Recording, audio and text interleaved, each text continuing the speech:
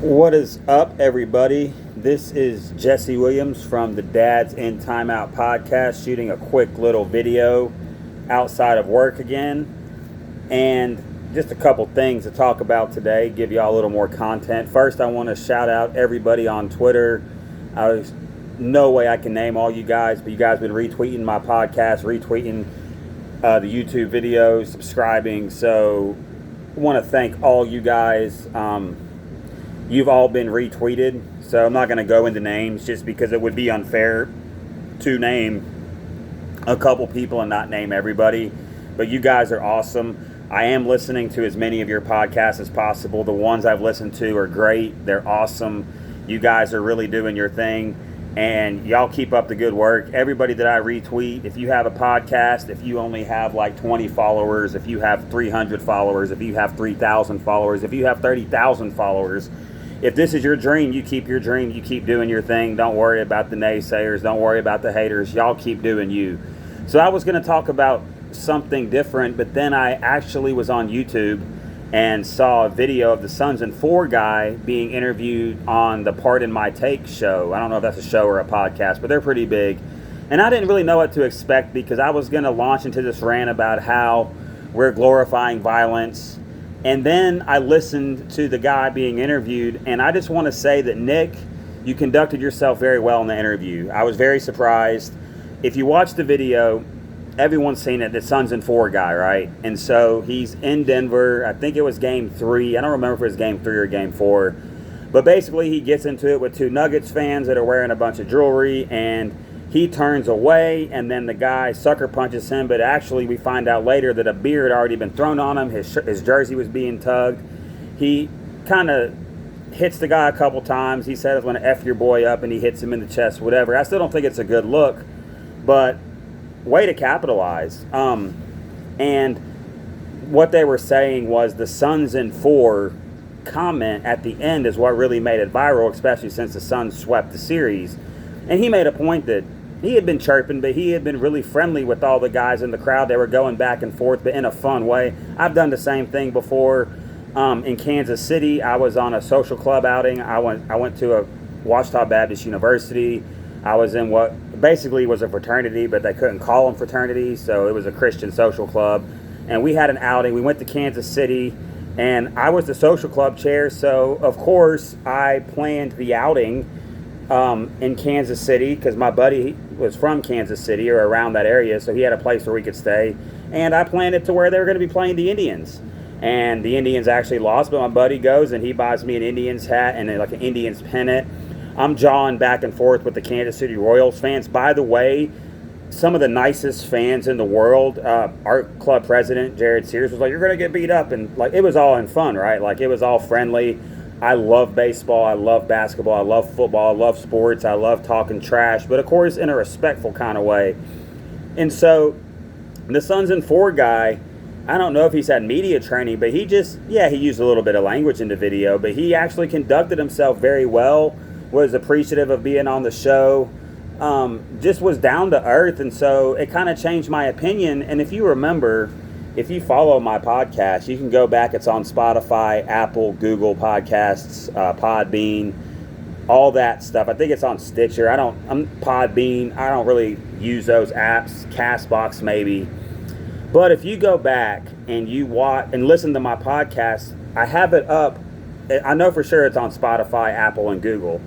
And this was actually when I had my own radio show on 12 Ounce Sports Radio called the Jesse James Outlaw Show, because my first and middle name are Jesse James, my last name is Williams. And so I titled the episode Fan Rants in Cuba. And Cuba was because there was like a deal going on with Cuba in baseball, to something to do with the players. You could listen to that part of the podcast. But then my buddy Ian, who used to be a part of this podcast, still a supporter of the podcast, she's just busy. And I already went over that. So Ian had tweeted at me, should fans be able to say whatever they want to players? And I went into this whole soliloquy about how you can say whatever you want, but there's consequences. Well, in this situation, I think it applies because people are so used to being on social media, they feel like they can just conduct themselves and there's no repercussions. Well, they ran up against the wrong guy. And there's a reason that Suns fan is not banned. He says, and I'll look this up, but I think it's true. He's not banned from the Nuggets arena. He actually lives, the game was in Denver. He lives in Denver. He's a Suns fan. And so, yeah, sucker punching anybody is not cool. Like, if you're going to hit somebody, first off, I don't ever understand fighting in the stands because they go up. And so you're punching down, which you could fall down. And then if you're punching up, you could fall back. It's just not an ideal place to get into a fight. If there is an ideal place to get into a fight. And so I was impressed because I thought the dude was going to be a cocky jerk, the Suns and 4 guy, but Nick, you handled yourself well. And he actually was very knowledgeable about the Suns, and he had a good sense of humor, and he wasn't like being like, yeah, just beat that guy up. It's like, look, he said it. He's like, man, like, he said the best thing about that was that me and my family got out of there, because you could see, like, it looks like his girl is trying to hold him back. And he said, we got out of there and my family was safe, because the guy threw a beer on him and sucker punched him. And I'm not telling people how to conduct themselves when you get a beer thrown on you or someone sucker punches you, but he took care of his business. They left, Suns in 4. And so I just think that sometimes in life you're surprised because you have preconceived notions about people, and then you kind of see how they conduct themselves in front of the camera. He seemed ready. He seemed like he was ready to just explain his side of the situation. So I thought that was fine. So just to know that if you go sucker punch at people at stadiums, you might get whooped. And I'm not here to condone violence. Now, the incident with the Suns and like the enter of the stadium after the game and the Clippers fans without game, like that was stupid, right? We got to stop making all this stuff go viral every time like people get into fights, because it's like, it's not that serious. It's sports. At the end of the day, like, talk your trash and then move on. Like, this sucker punch mentality and then 3 dudes beating up one guy, like, I'm never going to be cool with that. Like, if you have to fight like a man, fight man to man. But I would say don't fight at all. Just, I'm 37 years old. I got sucker punched at a frat house one time. It's a funny story. I saw a girl that I worked with who I had gotten into it with, told one of my buddies, a guy overheard, he thought I was talking trash. 2 hours later, he sucker punches me, thinking that he's defending his friend's honor, because I guess the girl that I worked with, her boyfriend was in the fraternity. And so I was not at the frat house that I usually hung out, and so I got sucker punched, whatever. Well, I would see the guy around, and I just kind of kill him a kind of, hey, Will, what's up, man? Because my buddy worked with him at Walmart. And so we're at a concert like 2 years later, maybe a year later. I'm at a concert with my buddy's band, and next thing I know, he walks up to me, puts his arm around me, hands me a beer, and says, hey, man, I want to apologize. I thought I was defending my buddy's honor. I was wrong. I feel terrible. I just want to make it right. So I was like, hey, man, because you didn't send your boys over here to squash the situation, you came up to me like a man and put your reputation on the line, whatever, like you just were willing to deal with it, whatever. I accepted his apologies, like, hey, man, just, don't ever sucker punch me again. Situation, we never know how that goes. And me and this guy ended up like being on a pool team together after the fact, and became, I'm not saying we became friends, but we became cool. We would hang out in the same spots, and he was apologetic for a long time. And I finally was like, look, dude, like, it happens, man. Like, it happens. Like, maybe when he confronted me, I should have just like broke down the situation instead of just brushing it off as I did, because I didn't think about it. I thought the situation was over. I could have handled it better by just saying, hey, man, like, this is a situation, me and this girl work together, we're cool. I'd already waved at her. We're friends at work. Like, he caught the tail end of a conversation, and that's why context is important in everything. By the way, I am wearing a Lion King shirt, 1995. To me, still one of the best Disney animated movies ever.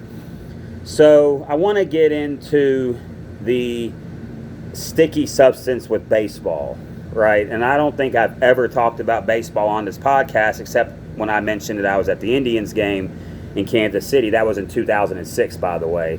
We even had like shirts that had the big KC logo on them. It was like Eta Alpha Omega spring outing. Dope shirts. I wish I still had it. There's a picture of me on my Facebook with like a St. Louis Cardinals hat on and a Kansas City Royals jersey. Really random. It's me holding up a big mug. The mug's actually full of water, but if you might think it's vodka, it was water. And so it's just a crazy, like, and I had on like these little like T-Pain glasses on. It was just, silly stuff you do in college. And so baseball, I was a huge fan of baseball growing up. So I grew up in the Mark McGwire, Sammy Sosa, Barry Bonds, Ken Griffey Jr., Frank Thomas. So Griffey, Frank Thomas, and Barry Bonds, when he was with the Pirates, those are my favorite players. And then when I ditched the Pirates in 1993 after they sold off the team and then after Leland left, so 94, the strike season comes. And during that season, I saw the Indians on the cover of Sports Illustrated, or maybe they were like in an article, because the White Sox were really good that year too. Remember, the White Sox had been to the ALCS in 93 against the Blue Jays. And the Blue Jays ended up winning the World Series. And, I liked Frank Thomas. He had like 40 home runs that year. So 94, we have the strike season. I'm devastated. So I become an Indians fan because I was born in Akron, Ohio, lived there for 6 years, and then I lived in Pittsburgh from 90 to 92. So I adopted all the Pittsburgh teams and then the Cavaliers because there's no basketball team in Pittsburgh. So I became an Indians fan. So, of course, I became an Albert Bell, Manny Ramirez. Oral Herzog had a great book on tape, his biography. He's a Christian. He talks about how he got saved. And so I just was a big Indians fan. Still am an Indians fan to this day. And so that's kind of like my thing with baseball. And then all of a sudden they decided they're going to punish all the steroid guys who saved baseball, in my opinion, even though there's no way to prove who was and who wasn't doing it. You had the Balco and the investigation, the Mitchell report and all that. But you have guys that never failed tests that aren't in the Hall of Fame. So I kind of got off baseball. I just followed the Indians, followed like the main guys. So like I looked up on the rosters. There's people in the league I don't even know. I don't follow college baseball really because of the metal bats. I root for the Razorbacks, but they're out.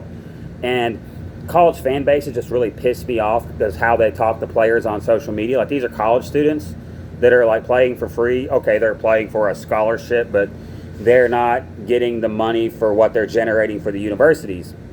So anyways, I still follow baseball, but there's 162 games, and this whole runner on second base in extra innings to me is ludicrous. We can argue about the DH. So this year, and you can listen to @JackVita, follow him on Twitter, go to his podcast. I listen to it on Spotify. He talks to what's the guy's name? Orestes. I can't remember the guy's name, and I can't look it up on my phone because I'm shooting a video, but look up Orestes. He played for the Marlins. He played in Japan. He's a broadcaster for the Tampa Bay Devil Rays. Really, really good interview. And I learned a lot. I learned about how, like, launch points on bats. I didn't know anything about that. It's just like guys are striking out and averages are down, and pitchers, there's been like a billion no-hitters, right? And so it's been known that pitchers have been using substances on the baseballs for a long time. Guys use pine tar on bats. There's a famous incident with George Brett. I think it was in the playoffs in the 80s. He like dang near wants to fight the umpire because he gets thrown out, or he gets thrown out of the game, and George Brett is livid. Hall of Famer George Brett for the Kansas City Royals, ironically. And so now, like, it's guys are going to their cap and they're going to their shirt and their belt and they're like putting substances in the ball. And so like the spin rate, which I learned from Orestes and the Jack Vita show, was that these substances you can't naturally up your spin rate. It's like God give it, right? But you could put substances on the ball. Well, now they're like, we're going to check at least the pitcher at least twice a game.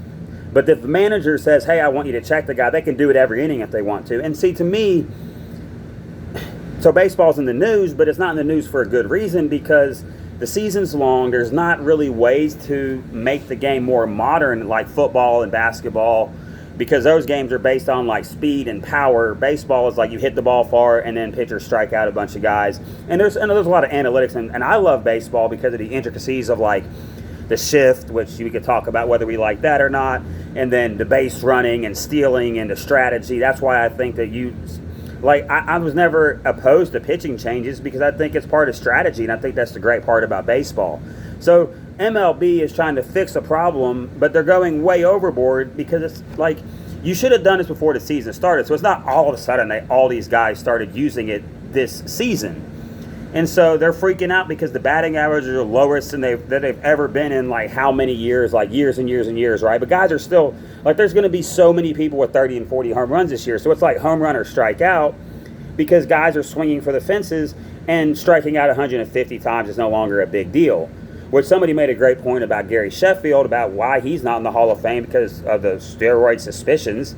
But Gary Sheffield hit 500 home runs and never, like the most times he ever struck out was 83. I learned that from Stephen A. Smith. I was surprised.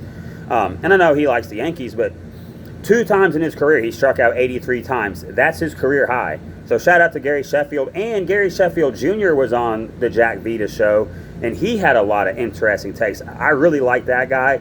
Look up Gary Sheffield Jr. Whatever he does, follow him. He's dope. So, and then I know my guys at the 330 Sports Show from the Youngstown studio, they talked about this same issue. And for me, it's like, okay, like if it's blatantly obvious, but you had the incident with Max Scherzer, who's been good his whole life, right? Like, you can't tell me that Max Scherzer is a Hall of Fame pitcher because he's going to the Hall of Fame. Him, Verlander, and Clayton Kershaw are going to the Hall of Fame, and Jake DeGrom. Like, they're Hall of Fame pitchers, I think, regardless of what happens for the rest of their careers.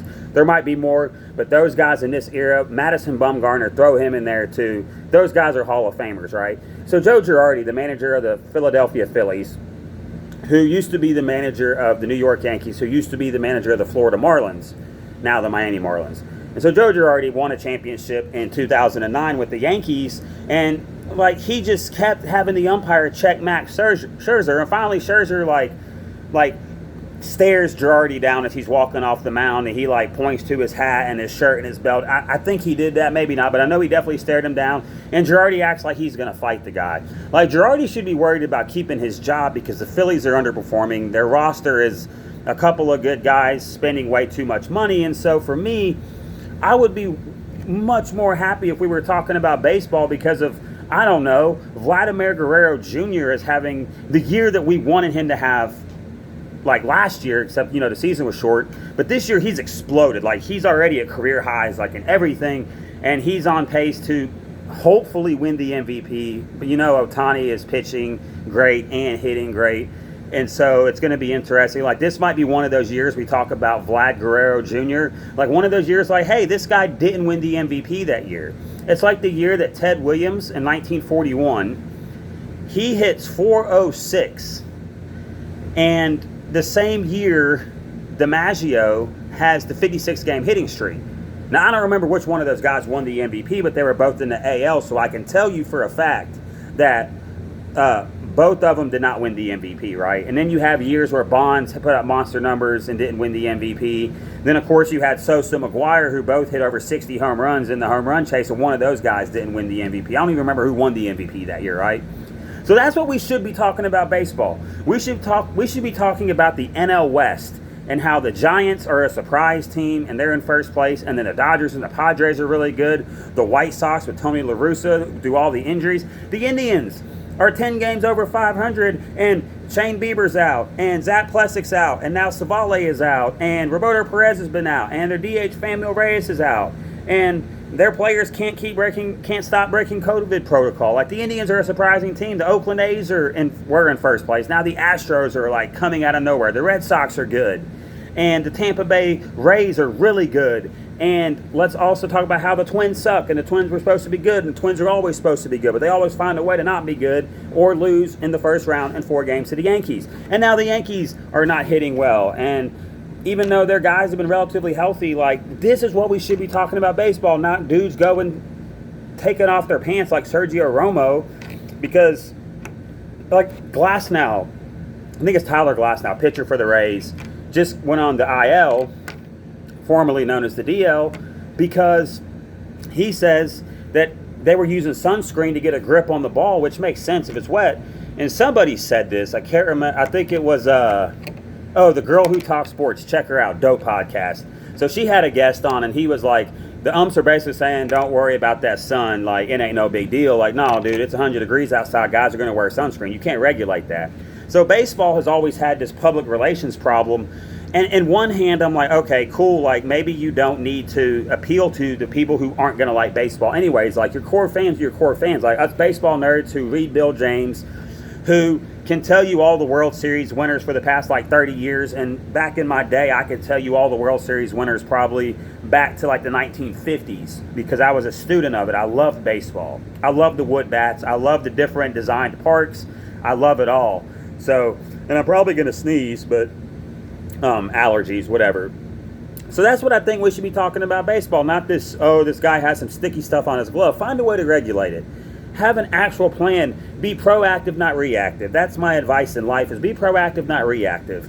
Be in a situation where in life you can make good decisions and you don't have to react to everything, where you can be like, hey, maybe if I do this, this, and this, then this won't happen. Instead, we react to everything as a society, including in baseball, and then we end up with the biggest story being sticky stuff and sticky substances, and now it's taken away from the baseball season, which is now a full season, thank goodness. Were there any other teams that I missed? So I talked about, the Cubs are decent this year, and they're in a pennant race. I know it's early, but with the Brewers, and then the Cardinals were good, and then they've fallen off. But the Cardinals have Goldschmidt and Nolan Arenado. Like, we should be talking about that. We should be talking about Jake DeGrom, like, has a below 1 ERA. If he stays healthy, now someone said he's the best pitcher of all time. Pump the brakes on that, bro, because that's so subjective. Like, that you can't objectively say that. I mean, because we didn't see Walter Big Train Johnson, Sandy Koufax, Bob Gibson, Cy Young, Nolan Ryan. I saw Nolan Ryan. I mean, Nolan Ryan to me is not the greatest of all time. People are like, Nolan Ryan. I'm like, yeah, he walked a lot of dudes, threw a lot of no-hitters. He was really, really good. He played 27 years. Of course he's going to have 300 wins. He's all-time great. I don't think he's the GOAT. Greg Maddux. People's like, oh, well, they just gave him the bigger strike zone. Like, all right, you're one of those Twitter conspiracy people. Stop. So we have all these pitchers that are all-time great. Jim Palmer for the Baltimore Orioles. You have just... I could go on and on. Pedro Martinez was phenomenal. And I know I used that word and got mad at Brandon Marshall. Listen, I don't have anything against Brandon Marshall. It's just, I watched like 5 YouTube clips in a row of him saying phenomenal. And I'm like, man, like it just, and I know I'm not making fun of his accent. It's just, he really uses that word a lot. But hey, keep doing your thing, Brandon Marshall. I love you bringing attention to mental health. I really, really respect Brandon Marshall for that, because I'm not one of these guys that's going to go off and be like, F Skip, F Shannon, F all those guys. Number one, I'm not going to burn bridges. Number two, they have a job. It's for ratings. And number three, those guys put in the work. So all you guys who just trash all the national media guys, they don't know anything about our team. They cover a lot of sports. Not my shtick, okay? But I think that this baseball pod for me today has just been about, let's celebrate baseball for the good things in baseball. Let's celebrate the Mets are in first place. The Braves are underachieving. I mean, I'm not saying we celebrate that, but it's interesting. The Braves should be really, really good, but they're not. And so, like, we have, and now we're back to only 5 playoff teams per league. And so we're going to get a situation where there's going to be some good teams not make the playoffs. Maybe we should talk about how do we expand the playoffs, not to the extent they did last year. I thought that was just too much. But a 60-game season, I get it. Because a lot of times in baseball, you don't always get the best teams in the World Series. Now, the last couple years, you have, I mean, the Nationals, I mean, they won a championship after Bryce Harper left. But they also had Max Scherzer, who's, like I said, one of the best pitchers of this era. Right? I'm not going to go stack him up unfairly against guys in the 1960s. I'm not going to go stack him up against Tom Seaver. I'm not going to go stack him up against Gaylord Perry. I'm not going to go stack Adam Wainwright up against John Smoltz. You know, like, these pitchers are good in their era. Let them be good. So this has just been a little rant. Shout out to the Sons and Four guy. I gained a new perspective on you, my brother. I guess hopefully you don't have to fight in the arena again. But he really could have whooped that dude a lot more than he did. He told him he was going to F that dude up, and he hit him like one time in the chest and then pushed him off, right? So shout out to you for conducting yourself well in that interview. Baseball, get this thing under control, because you're going to lose fans. The stadiums already aren't full. The season's so long. Let's get to the playoffs. Let's have a great season. Let's get guys like me energized. Let's create a salary floor so teams like the Orioles and even my Indians and the Pirates can't just like have stupid low payrolls. And yes, I know Jack Vita, my guy. I like Jack. He made a point that Tampa Bay has a low payroll, but Tampa Bay and Cleveland always try to field a competitive team. They're not in the business of being terrible. Tampa Bay was terrible early because they were an expansion team, but Tampa Bay has always done things in order to win. To me, the Pittsburgh Pirates haven't, and I'm not going to support that. That's why I left as a kid. And I explained this to my dad. He's like, oh, well, you know, we only lived in Pittsburgh for a year and a half. And I'm like, yeah, but you got to think, 6, 7, 8 years old, because that's just how my birthday fell over that year and a half period. Like, you introduced me to sports, and we lived in a sports town. I was talking about how guys wore Pirates jackets to church on Wednesday nights with the Diamond Pirate logo. Like, Andy Van Slyke, Bobby Bonilla, Doug Drabeck, Stan Belinda, Mike LaValliere, Jeff King. I loved that team. I loved the Montreal Expos. Bring back the Expos. That want to save baseball? Bring back the Expos. And with those jerseys. Because the Expos were dope, and they had Pedro at one time. So, this has been another episode of the Dads in Timeout podcast on YouTube. So, I don't know if that makes sense, but I'm going to tweet this video out. You guys feel free to subscribe, share, follow me on Twitter at JWillSportsGuy.